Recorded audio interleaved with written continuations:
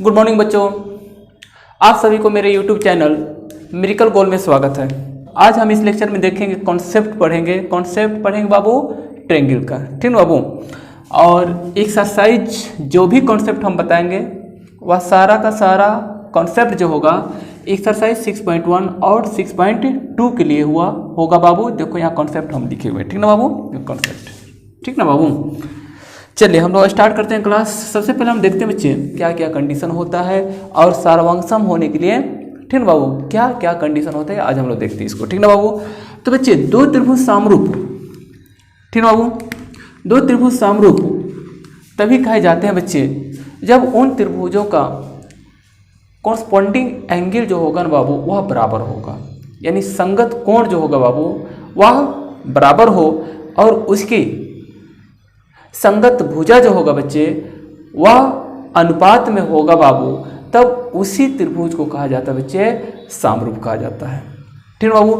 तो यहाँ समरूप के लिए डायग्राम जो भी होगा, ठीक है बाबू, डायग्राम जरूरी नहीं है कि डायग्राम जितना भी डायग्राम दे रखेगा उस सभी डायग्राम का शेप एंड साइज बराबर हो, बिल्कुल नहीं, ठीक है बाबू। समरूप के लिए ऐसा कंडीशन नहीं। जैसे कुछ एग्जांपल देते हैं, मान लो कि एक बड़ा सा त्रिभुज हो गया, ठीक ना, मान लो E1 हो गया और एक और इससे बड़ा त्रिभुज हो गया, ठीक ना, इसका नाम दे देते हैं ABC, ठीक ना बाबू, DE और F कर दिया।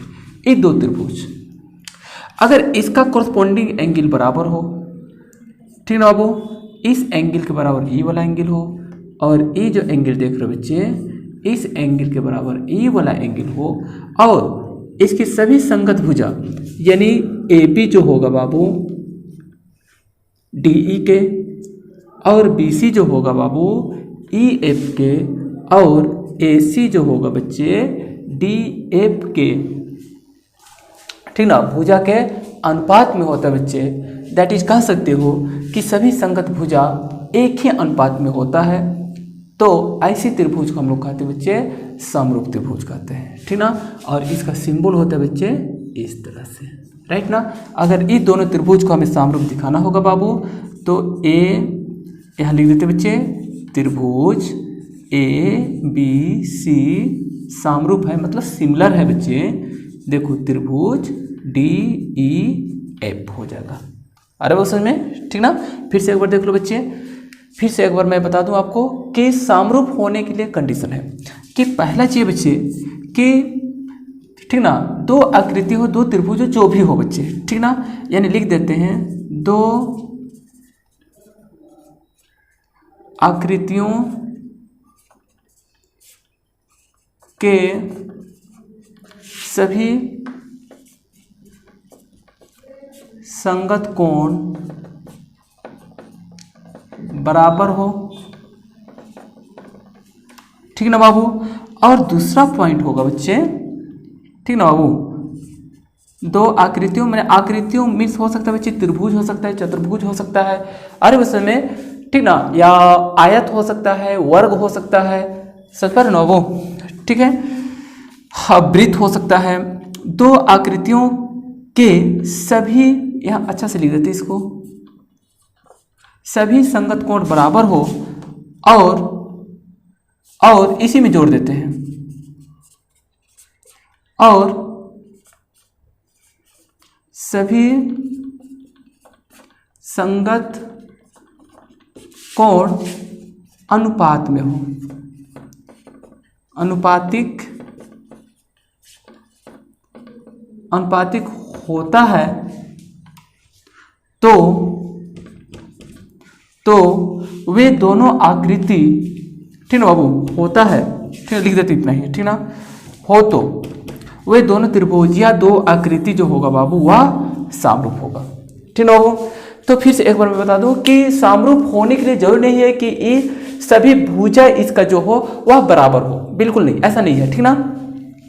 या भुजा जो है बच्चे वह छोटा बड़ा हो सकता है, अरे उस समय छोटा बड़ा हो सकता है या बराबर भी हो सकता है, अरे वो समय या ई बराबर हो सकता है, जैसे ए बी जो होगा बाबू डी ई के बराबर हो सकता है, बी सी जो होगा बाबू ई एफ के बराबर हो सकता है, और ए सी भुजा जो होगा बाबू डी एफ के बराबर हो सकता है। तो समरूप के लिए बच्चे सभी संगत कोण तो बराबर होगा, और दूसरा चीज होता है बच्चे कि सभी संगत भुजा जो होता है ना, संगत भुजा यानी कोरस्पॉन्डिंग साइड जो होता है ना, वह एक ही अनुपात में होता है, तब उसे हम लोग कहते हैं बच्चे सिमिलर कहते हैं या समरूप कहा जाता है। वो दोनों त्रिभुज हो या फिर वर्ग हो। समझ बाबू, ठीक है। अब यहाँ देखो बच्चे, हम यहाँ सर्वांगसम की बात करें, ठीक ना। तो सर्वांगसम में जो होता है बच्चे, सभी जितना भी आकृति का आप कंपेयर कर रहे हो, तुलना कर रहे हो, तो उन आकृतियों का संगत भुजा बराबर होता है, और साथ ही संगत कोण भी एक दूसरे के बराबर होता है। संस्पन बाबू, तब वैसी आकृति को संस्पन बाबू यानी वैसे डायग्राम को, वैसा फिगर को सर्वांगसम कहा जाता है। संस्पन बाबू देखो यहाँ पर, जैसे मान लो कि एक त्रिभुज ले लेते हैं ए बी सी, और यहाँ एक और त्रिभुज ले लेते बच्चे डी ई एफ, ठीक ना। वो तो सर्वांगसम होने के लिए कंडीशन क्या है कि अगर त्रिभुज की हम बात कर रहे हैं तो सर्वांगसम ये दोनों त्रिभुज तभी होगा बच्चे जब इसकी संगत भुजा आपस में बराबर होगा। सभी संगत भुजा, सुस्पन बाबू, सभी संगत भुजा आपस में बराबर होगा, यानी ए बी जो होगा डी ई के बराबर होगा बच्चे, यानी ए बी जो होगा बाबू डी ई के बराबर होगा, और बी सी जो होगा बच्चे ई एफ के बराबर होगा बाबू, और फिर देखो बच्चे ए सी जो होगा डी एफ के बराबर होगा, और साथ ही सभी, ठीक है बाबू, कोरस्पॉन्डिंग एंगल, ठीक है बाबू, यानी संगत कोण जो होगा बाबू ए भी आपस में बराबर होता है। अरे उसमें यानी कोण ए बराबर कोण डी, और कोण बी बराबर कोण ई हो जाएगा बच्चे, और कोण सी बराबर कोण एफ हो जाएगा।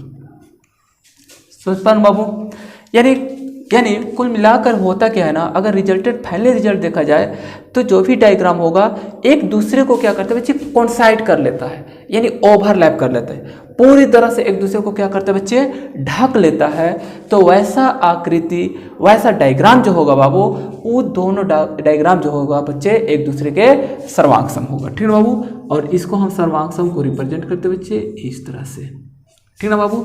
सपोज करो ये दोनों त्रिभुज सर्वांगसम है, देन त्रिभुज ए बी सी सर्वांगसम होगा बाबू त्रिभुज डी ई एफ, ठीक ना बाबू। या दोनों त्रिभुज सर्वांगसम कहलाएगा बाबू, ठीक ना बाबू। फिर से एक बार देखो बच्चे, अब देखो बच्चे फिर से एक बार देख लो, सर्वांगसम होने के लिए सभी संगत कोण आपस में बराबर होना चाहिए बाबू, और साथ में सभी संगत भुजा भी आपस में बराबर होना चाहिए। यदि इस तरह से डायग्राम मिलता है बच्चे, तो वह दोनों डायग्राम जो होगा, जितना डायग्राम से आप कंपेयर कर रहे हो, तुलना कर रहे हो, उस सभी डायग्राम जो होगा एक दूसरे के सर्वांगसम कहलाएगा, ठीक ना बाबू। और अब यहाँ अगला पॉइंट देखते हैं बच्चे, अब सर्वांगसम, ठीक है बाबू। अब यहाँ देखो, अब यदि साइड दोनों का अलग होगा, ठीक ना, यानी डिफरेंट होगा, तो ये सर्वांगसम नहीं होगा अरबों समय, ठीक है। अगला पॉइंट देखते हैं इसको रेज करके,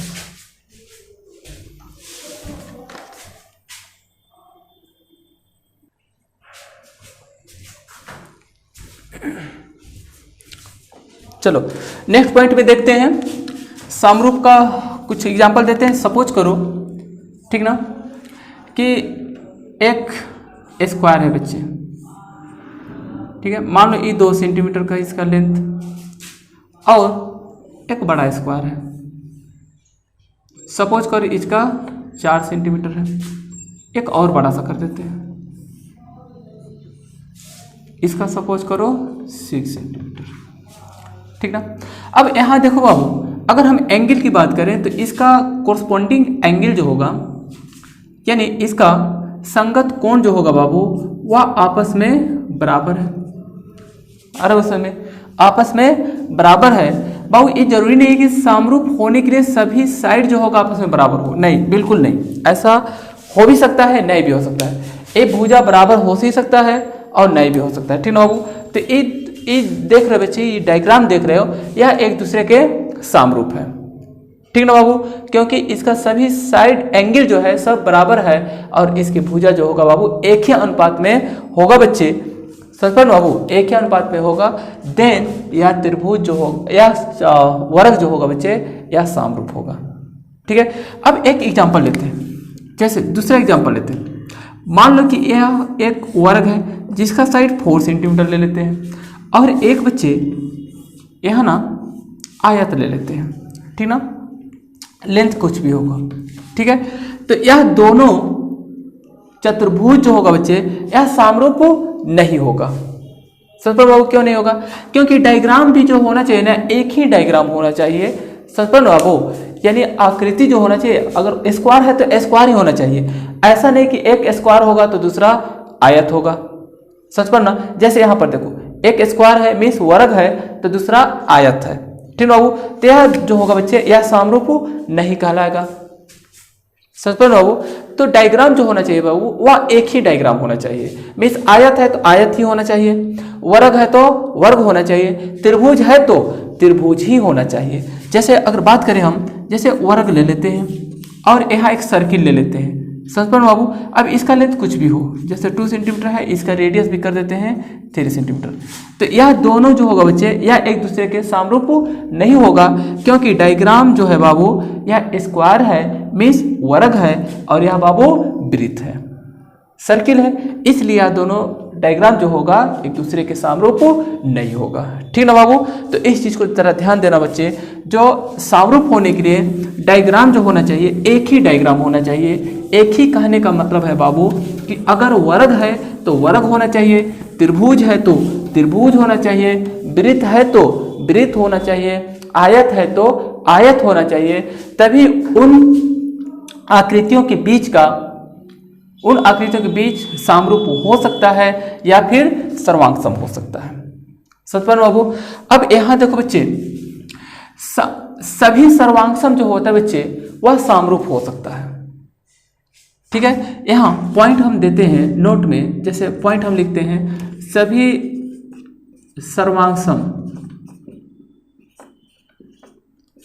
सर्वांग जो होगा बाबू वह समरूप होगा, समरूप हो सकते हैं,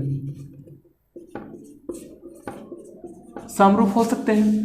सभी सर्वांग समरूप हो सकते हैं, लेकिन सभी समरूप जो होगा बाबू, सभी समरूप जो होगा बाबू वह सर्वांग जो होगा नहीं हो सकते हैं। सर्वांग नहीं हो सकते हैं, नहीं हो सकते, ठीक ना बाबू। चल देखो इसको समझते जरा, सभी सर्वांग समरूप हो सकते हैं। अब यहां देखो बच्चे सर्वांग होने के लिए सभी कोरस्पॉन्डिंग साइड जो होगा बाबू, सभी संगत भुजा जो होता है वह बराबर होता है और सभी कोण भी जो होते हैं बच्चे आपस में बराबर होता है। अरे बस में इस सर्वांग होने का कंडीशन है। फिर से एक बार देख लो, सर्वांग होता है बच्चे कब होता है? जब सभी भुजा जो होगा संगत भुजा आपस में बराबर हो और सभी कोण जो होगा बाबू आपस में बराबर होता है, तब वह दोनों आकृति दैट इज, अगर इस त्रिभुज की बात करें तभी ये दोनों त्रिभुज एक दूसरे के सर्वांग होंगे, ठीक है। दैट इज त्रिभुज ABC सर्वांग है बाबू, त्रिभुज DEF। देखो यहाँ पर सर्वांग हो गया। अब समरूप होने के लिए अगर हम समरूप की बात करें बाबू, समरूप की बात करें तो समरूप के लिए कंडीशन क्या होता है कि सभी संगत कोण आपस में बराबर होता है, संगत कोण आपस में बराबर हो सकता है और इसकी संगत भुजा जो होगा बाबू वह बराबर हो भी सकता है और नहीं भी हो सकता है। और उस समय चूंकि संगत भुजा जो होता है बाबू वह अनुपात के रूप में होता है, सचपन बाबू, तो इसलिए भुजा जो होगा वह बराबर हो भी सकता है और नहीं भी हो सकता है। दैट इज यहाँ देखो बाबू त्रिभुज ABC समरूप हो सकता है बच्चे त्रिभुज DEF हो सकता है। देख लो यहाँ पर, अरे उस समय ये दोनों त्रिभुज समरूप हो सकते हैं, समरूप हैं अरे उस समय, क्योंकि सभी संगत कोण आपस में बराबर है अरे उस समय, और सभी संगत भुजा एक ही अनुपात में है, इसलिए ये दोनों त्रिभुज, ठीक है बाबू, ये दोनों त्रिभुज जो है बाबू समरूप भी है और ये दोनों त्रिभुज सर्वांगसम भी है, क्योंकि सभी कोण और सभी संगत भुज आपस में बराबर है। ठीक है बाबू, तो ये दोनों कंडीशन हो सकता है। देन कह सकते हैं कि सभी, ठीक है बाबू, यानी यहाँ देखो सभी सर्वांगसम जो होता है समरूप हो सकते हैं, बिल्कुल हो सकता है बच्चे, सर्वांगसम जो है वह समरूप हो सकता है, लेकिन समरूप जो है बच्चे वह सर्वांगसम हो भी सकते हैं और नहीं भी हो सकते हैं। इन द सेंस होता है, जैसे हम एग्जांपल लेते हैं, यहाँ देखो समरूप के लिए ABC त्रिभुज ही ले लेते हैं और एक छोटा त्रिभुज ले लिए DEF। अगर हम समरूप की बात करें बाबू, मान लो कि ये जो है सभी कोरस्पोंडिंग एंगल जो है बाबू यह बराबर है ना, सभी कोरस्पोंडिंग एंगल यानी संगत कोण जो है आपस में बराबर है। मीन्स देखो यहाँ कोण A बराबर कोण हो जाएगा बाबू D हो जाएगा, कोण B बराबर कोण E हो जाएगा बच्चे, और कोण C बराबर हो गया बाबू कोण F। देखो बराबर हो गया, सभी कोण आपस में बराबर हो गए बच्चे, ठीक है बाबू, और सभी संगत भुजा एक ही अनुपात में होता है, अर्थात हो जाएगा बाबू AB बटा DE बराबर में BC बटे में EF बराबर में AC बटे में DF। ठीक है बाबू, अर्थात ये दोनों त्रिभुज जो होंगे एक दूसरे के समरूप होंगे, यानी त्रिभुज ABC समरूप हो जाएंगे बाबू त्रिभुज DEF। देखो इस समरूप हो जाएंगे, ठीक है। तो समरूप होने के लिए कंडीशन देखो बाबू, सभी संगत भुजा जो होता है वह अनुपात में होता है, ठीक है बाबू, और सभी अनुपात एक दूसरे के बराबर होता है। और यदि इसी का हम सर्वांगसम के रूप में लिखेंगे तो देखो कोण A बराबर कोण D है बच्चे, और एंगल देखो यहाँ B जो है किसके बराबर है, E के बराबर है, और एंगल जो है बच्चे C जो है बाबू एंगल F के बराबर है। ठीक है, चलो ठीक है, तो सर्वांगसम के लिए कोरस्पोंडिंग एंगल तो बराबर हो गया, लेकिन अब कंडीशन है कि इसका साइड भी बराबर होना चाहिए। तो अब देखो बाबू, क्या यहाँ देखो, क्या AB के बराबर DE है, क्या DE AB के बराबर DE है? नहीं है, ठीक ना, क्योंकि DE जो है बच्चे यह छोटा है, बराबर नहीं है।